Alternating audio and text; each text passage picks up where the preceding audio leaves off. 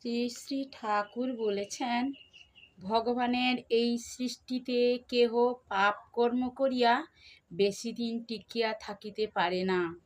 অতিরিক্ত পাপের ফলে তাহার নিকট হইতে কঠোর দণ্ড পাইতে হয়।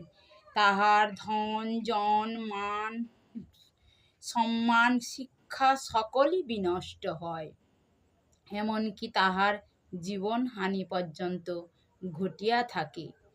তাহার পূর্বে ভগবান তাহাকে বিভিন্ন রূপে পুনঃ পুনঃ সতর্ক করিয়া থাকেন, তথাপি তাহাদের চেতনা জাগ্রত হয় না, আরও অধঃপতনের দিকে অগ্রসর হয়।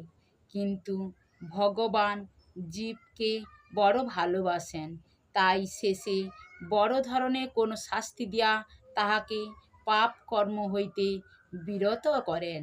সেইরূপ ব্যক্তিগণও অন্তিম শ্রেণীর ব্যক্তিগণ সাংসারিক ত্রিতাপ জ্বালায় জর্জরিত হইয়া তাহা হইতে মুক্তি লাভ